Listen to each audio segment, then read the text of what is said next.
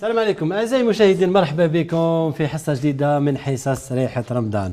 ريحه رمضان كما ولفناكم اليوم معنا الشيف نبيل اللي بربي ان شاء الله راح يتشرف ويقدم لنا زوز وصفات اكيد لكم انتم بالاكثر. اعزائي المشاهدين ما عليكم غير تهزوا ورقه وستيلو وتوجدوا رواحكم لهذه الوصفات. كما قاعد نشوف مكونات ما كاش بزاف، ومتاكدوا وتيقنوا انه الاطباق راح يخرجوا هايلين باذن الله. ايضا راح نشوفوا مع الشيف نبيل. مرحبا بك شيف نبيل، صافا راك بخير؟ صحة رمضان. الله يبارك فيك، شكرا. واش عندنا اليوم خويا نبيل؟ عندنا باتي شطرنج. هذا راح يكون طبق رئيسي. طبق رئيسي. ولهنا عندنا لي بيني بولي فروماج. الله يبارك. يعني كما كنشوف مكونات مش بزاف حاجه بسيطه وتستاهل ان نديروها في رمضان ان شاء الله. يعني الحال سخون وهذاك لازم سما نديروا الماكسيموم، ما نقعدوش في الكوزينه. هذا واش يبغاو ربات البيوت، حاجه جديده وخفيفه ورابيد هكذا اللي هي بسرعه يوجدوها يفرحوا بها اكيد العائله والابناء المهم بربي ان شاء الله ماذا بينا يكونوا يستمتعوا بالشيء اللي ونكونوا احنا بربي ان شاء الله عند حسن الظن اكيد ان شاء الله. المهم نبداو نبداو بالطبق الرئيسي. بسم الله. بيان سور اللي هو باتي شطرنج. باتي شطرنج يجي على شكل حد لنا نلعبوا. الله يعمل على ربي. نشوفوا وبعد نلعبوا انا وياك صح ونشوفوا شكون اللي يربح. داكا ان شاء الله. يلا واش عندنا فيها مكونات؟ فيها لحم مرحي، عندنا سكالوب مرحي، عندنا معدنوس، بيض، ملح، فلفل كحل. برك 1 2 3 سهل وبسيط. 5 ملح فلفل كحل 5 حوايج. نديروا بلا بربي ان شاء الله نديروا بلا. تعاونوا نديروا بلا ان شاء الله. غير شاهدني يلا ان شاء الله. بسم الله نبداو بالباتي ان شاء الله. واش نحتاج؟ نحتاجوا نجيب لك واحده زوج هكذا. واش نزيد؟ سي بون هكذا. يلا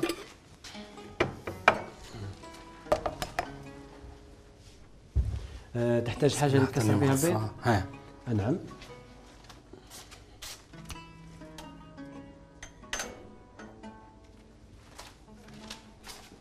شكرا.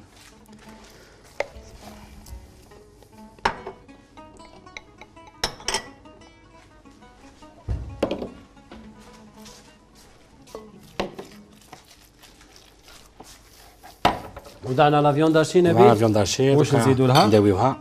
ندير لها شويه معدنوس. انا على حساب علميه يعني على حساب واش شفت المكونات تسمى نفس الطريقه. راح دير الدجاج مع المعدنوس ودير فيوند هاشي مع المعدنوس، بيضه هكذا باش نلموا بها الفرخ وتجينا بيان. يعني هذه الطريقه بالتقريب تيرين فوالا. نوع من انواع التيرين. حاجه بطريقه كي قلت لي الشطرنج لهنا راح نعطيو الاختلاف باسكو الناس بزاف اللي تعرف توجد تيرين دو فيونداشي ولا دو بولي ولا اي ماده اخرى او اي نوع اخر. لي تيرين يعني يدخلوا جينيرالمون بالاغلب نتاعهم يتسربوا يعني يتقدموا باردين ويدخلوا يا اما مقبله يا اما مدخل الاكل يا اما كما مولفين نقولوا مع طبق اضافه مع طبق رئيسي هكذا.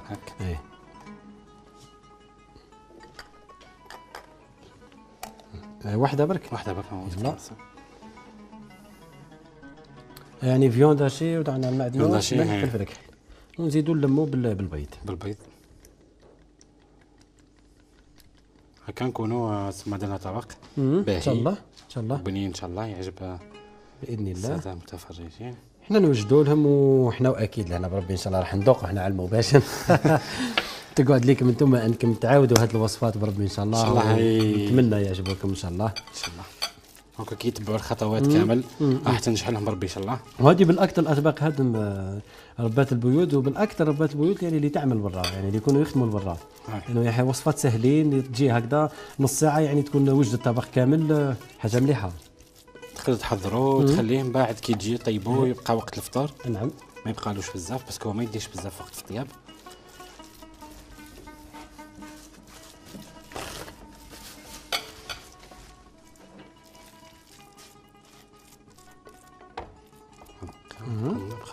هذه الاولى نفس الطريقه مع الثانيه. نفس الطريقه مع السكالوب.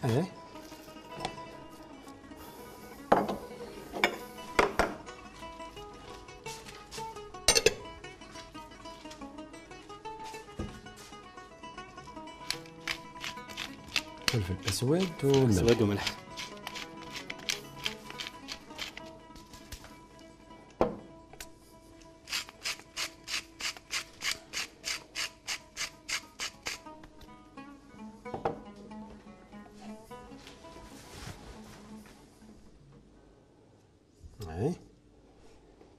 البيض حنحطوه هكا باش يلم هاد نعم السكالوب.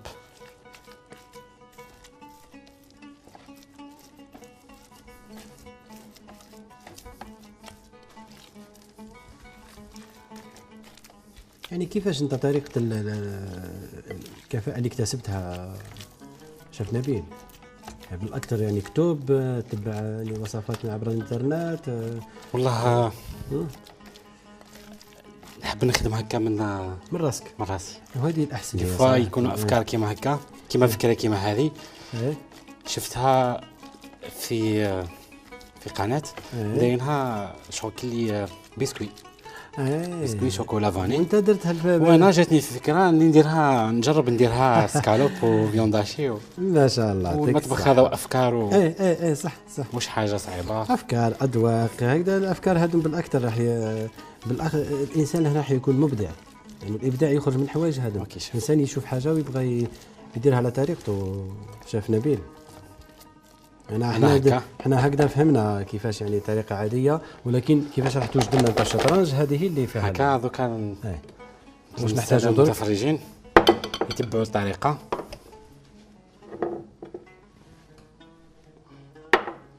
نحتاجوا ورق شفاف. نعم.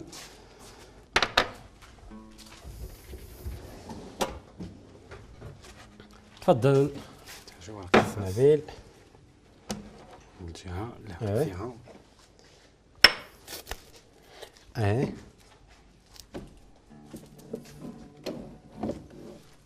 شاف. نعم. سكين اللي رايحين نقطعوا هاد هكذا. نزيد واحده اخرى. تفضل. هكا لازم يكون في الوسط باش هكا نتحصلوا على قاعده صحيحه.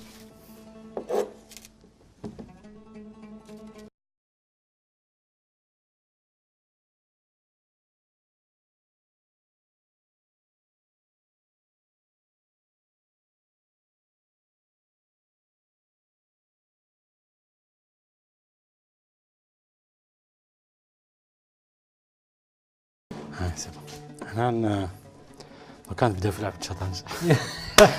لعبة الشطرنج بالماء. شكلوا الطاولة تاعنا. بسم الله.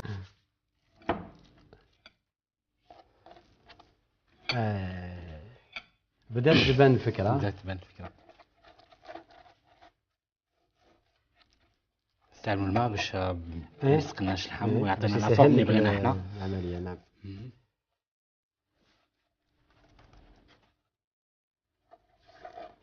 البودان الاول.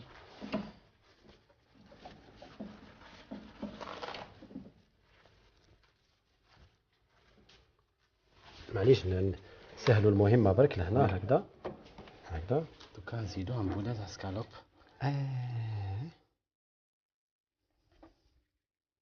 درت لك نتا ونطيهم دوكا هنا. يلا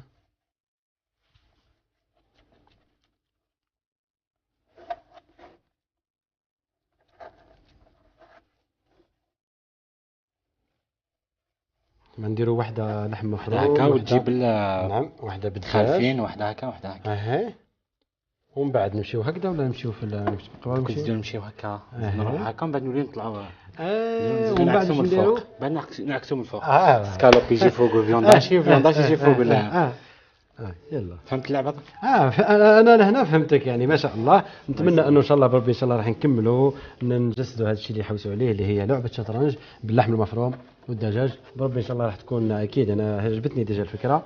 ولهنا راح تعطينا ذوقين، لحم مفروم مع الدجاج ايضا مفروم وشكل كذلك ذوقين لا شكلين كما قلتي اللي يجي هايل بربي ان شاء الله. وفكره من افكار ريحة رمضان، باسكو ريحة رمضان تخليك انك تحب تبدع، تحب تخلق حوايج وصفات جدد، تحب نكهات جدد، وهذا الشيء اللي نحوسوا عليها زي ما شايف. دوكا راه كل شيء كاين متوفر في الاسواق تما، ما كانش حاجه اللي شبه هنا تنقص غير الافكار. نعم هو كل شيء كاين صح.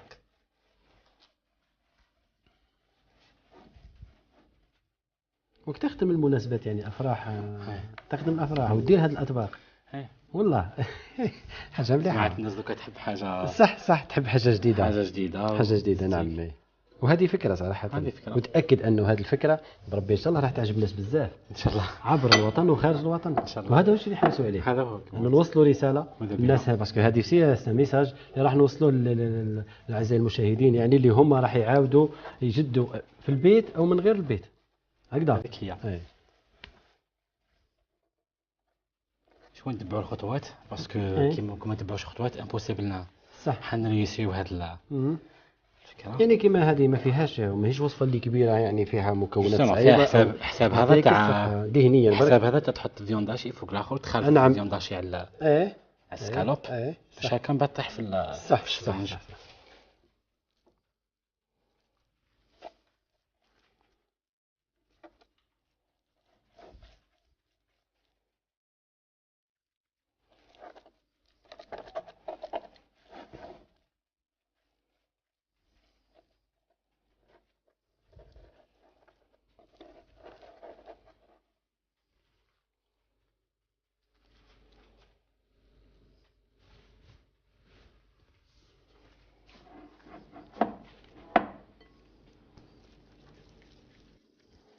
غادي من بعد نلعبوها ها هاي اكيد الاذان نلعبوها كيفاش.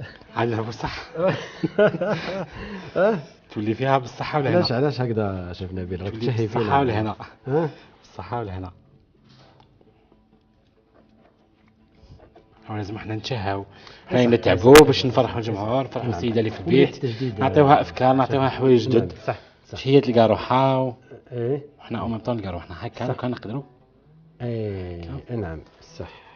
باش يجي شويه ماشي عالي لازم لنا درك نزيدوها. انا ديجا هنا بدات دوك نزيدوا دو عندنا لحم مفروم دجاج لحم مفروم ولهنا الفوق فيونداشي. متعكسه دوك كيجيو نزيدو دوكا كملوا فيونداشي زوز فيونداشي هكذا. ايه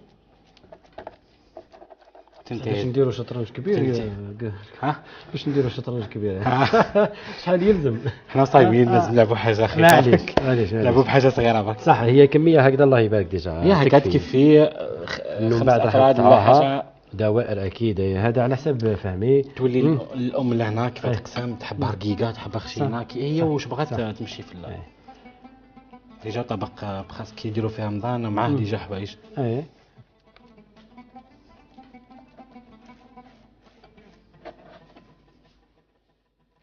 انتهت اللعبه هايله سهله ما شاء الله. هكا سيدتي تكوني ديجا تحصلتي على هذا الشكل البدائي. من بعد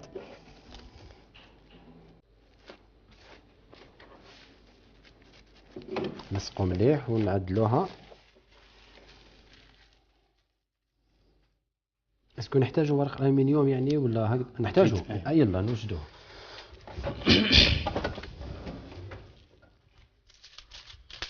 هذا خطينا منه.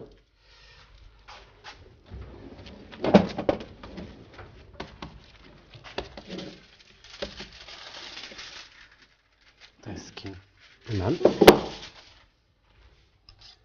تفضل.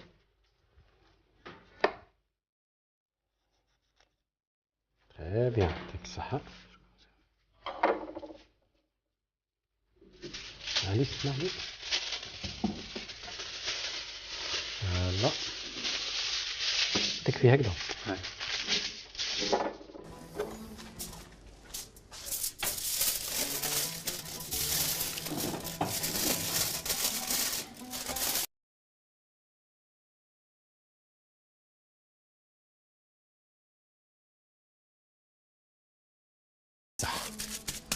الفكرة عجبتني صدقني، حاجة سهلة يعني وجدناها في وقت يعني ماهوش وقت اللي كبير.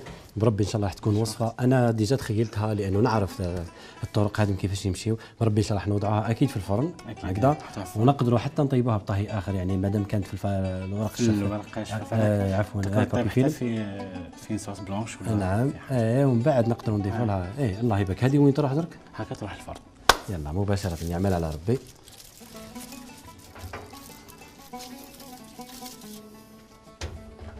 لا يعطيك الصحة شيف نبيل. هذه الوصفة دامي بربي ان شاء الله راح تكون ما شاء الله. المهم حضرنا الطبق الرئيسي مع الشيف نبيل كما شفنا مع بعض. بعد الفاصل ان شاء الله اعزائي المشاهدين راح نكملوا تحضير الطبق الاول اللي هو مدخل للاكل بيني وفرماج بالجبن. بولي. السلام عليكم.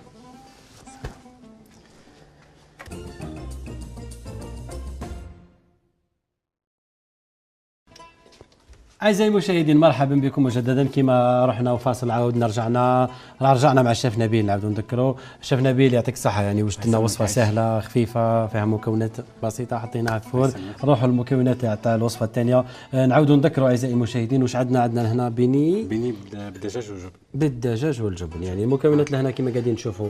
دجاج مشوي، أكد لي برك ملح فلفل الكحل في الماء، مشوي في المقلة والملح فلفل الكحل وريحته تخي بيان. ريحته ولهنا جبن طري، جبن مهم ابيض.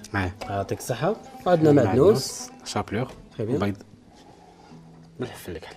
الله يبارك. تسمى يعني وصفة سهلة اعمل على ربي. نبداو نحضرها. واش نحتاجوا؟ ما نحتاجوا حاجة. نحتاجوا اكيد اللي راح نخلطوا فيها.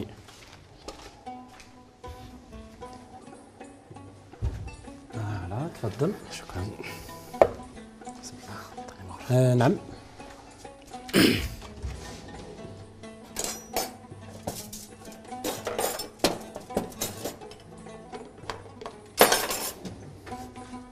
تفضل. بسم الله. هكذا يعني بكل سهولة راح نوضعوا كمية الدجاج باش نضيفوا لها. شيف نبيل نضيفوا لها شوية معدنوس. دايما يعني نستغناوش عن النكهه تاعك انت. الله يبارك راهم خفاف خلاص ساهلين. هكا لازم في رمضان كما قلنا. صح لازم مع السخانه تاع الصيف لازم نديروا يعني الماكسيموم. يعني كما هنا يعني الله يبارك راح نستعمل الفائده تاعنا في القيمه الغذائيه تاع اللي في اكيد اللي في البلاط. بالاكثر هذه اللي نحوسوا عليها. صح. هنا الجبن نحطوا بالطيف ونعجنوا باش نخلطوه كل مع بعضه. نعم. حتى نتحصلوا على عجينه. لهنا كميه تاع الدجاج الله يعيشك، يعني صدر دجاج تقريبا. صدر الدجاج مع لهنا كما قاعدين نشوفوا 250 غرام تاع جبن هكذا تقريبا. يعني يكون زايد الجبن ما ياثرش على الوصفه. لا باش نقدروا من بعد نشكلوا هذوك من بعد نشوفوا مع بعض كيفاه نشكلوا. يعني درك الدجاج نتاعنا مطهي يعني طيب، وراح نزيدوا له الجبن من بعد. يعني ما يكونش عندنا طهي واحد اخر ولا يكون عندنا نعاودوا نقليو لي بيني هذا نديرهم في البيض ولا شابلو ونقليوهم. نعم. تضيف ديرهم في شابلو. الله يبارك. علينا غنجهزوا المقلاة نحطوا فيها الزيت هذا كويس سخون لو طوني نوجدوا له. بسم الله. هنا من الافضل نحركوا بيدينا باسكو هكا باش نعرفوا باللي العجينه اسكو تلمت ولا ما تلمتش، محتاجه فرماج زياده ولا مش محتاجه.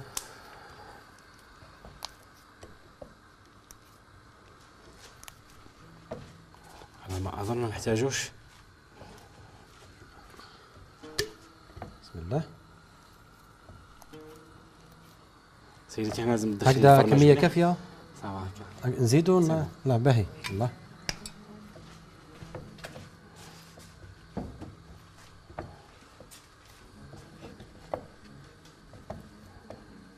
ما شاء الله. يعني هنا لميناها بلا ما استعملنا البيض. يعني شوفوا كيفاش، لانه الجبن هذا الجبن كان طري ومع الكميه تاع الدجاج كفات. ننصحكم هذه انهم تجربوها والله في المنزل باسكو راهي مليحه للكبار والصغار.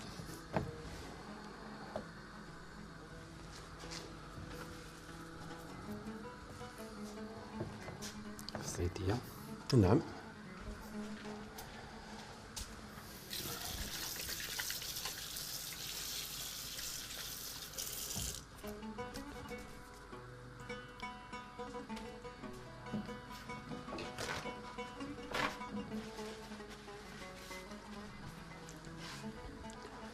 شوف صحن من فضلك. نعم. باش نشكلوا هذا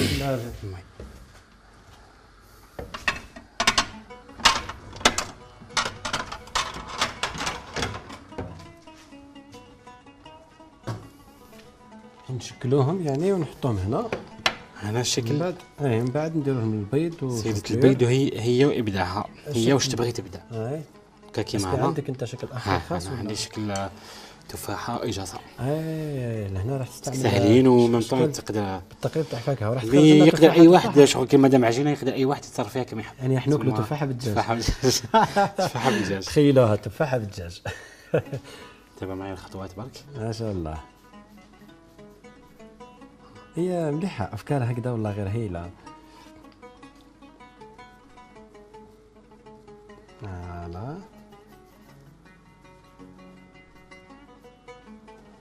هذه التفاحة بيان. خاتنا لي جاصة. انا يعني كاقتراح يعني نقدروا نضيفوا مكونات اخرين نبيل، مثلا على سبيل المثال ما باليش انا نضيفوا حوايج اخرين اللي يكونوا مع الدجاج ينكهوا زيتون مرحي هكذا، مكونات اخرى نقدروا نضيفوها وتعطينا نكهه اكثر واعشاب فهمتني تكون صحيه. نقدروا نرابيو باغ اكزومبل جريوات ولا قرعه، نقدروا زروديه وسي كيف كيف جزر كاروت تولي كل واحد واش تكون النسبه قليله، حبا كيمد فكرته في حاجه يحب يزيد لها بالحاجه تيصلح يعطيك الصحه.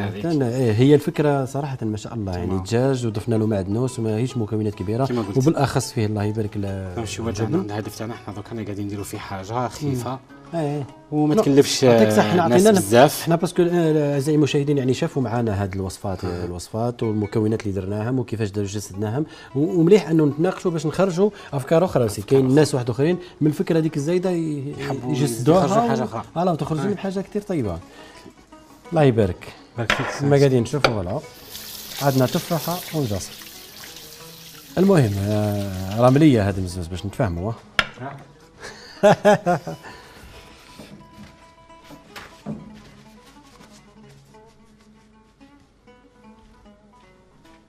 هكذا نحتاجوا حاجه نحطوا فيها البيض. نعم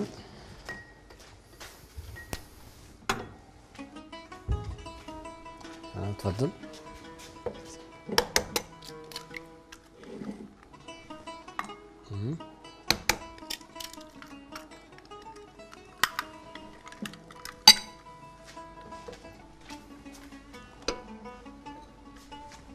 عطيني فوقي ولا حاجه.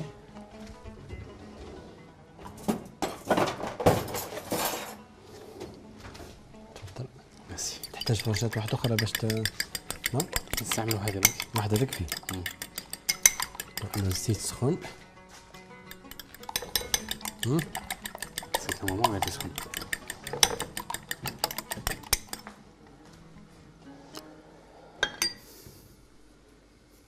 كما شفت شاف مكونة راهي مكونات بسيطة، طريقة أبسط، فكرة هايلة والنتيجة أحسن بإذن الله. إن شاء الله تنال إعجاب السيدات اللي في البيت. صح.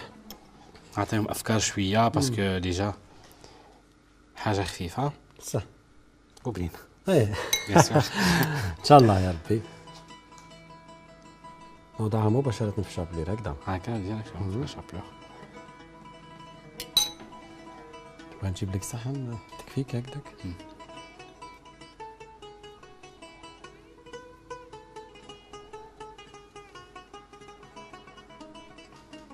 هكذا نزيدو عاد نضغطو على الشابلير.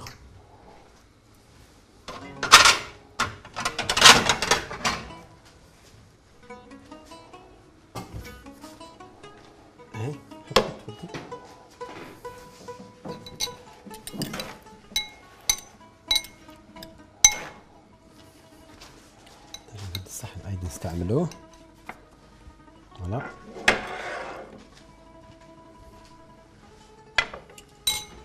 كما تشوف شاف ما داتش معنا وقت بزاف. صح. تسمى نخليوها بخاسك لا ديال 2 مينوت نديروها. يعني بقى لنا درك واش بقى لنا شيف نبيل غير نقليوهم. دوكا غنقليوهم. يلا مهم زين. اعزائي المشاهدين نتمنى انكم هزيتوا الوصفات تاع عفوا المقادير تاع هذه الوصفه، لانه صراحه وصفه هايله مكوناتها كثير طيبه يعني ما شاء الله. عندنا دجاج وعندنا جبن للاطفال نحتاجوا هذه المكونين بالاكثر. المهم اعزائي المشاهدين بعد ما رفدنا وشفنا كيفاش طريقه تحضير هذا الطبق، ما بقى لنا غير نقليو هذا الطبق. الطبق الثاني يعني عندنا راهو في الفرن نقليوه بعد فاصل ان شاء الله. راح نشوفوا الاطباق تاعنا فوق طاوله العمل.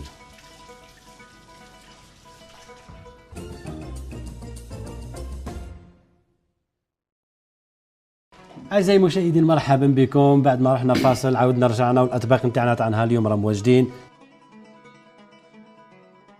خير والبركه، الريحه ما شاء الله. استوديو واش راح نقول لكم رانا صايمين نستناو غير في المغرب يدان باش نبداو. يعطيك الصحه شيخ نبيل بارك الله فيك.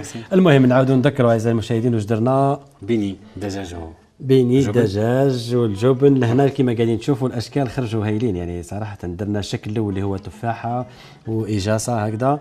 عندنا الطبق الثاني اللي هو باتي شطرنج.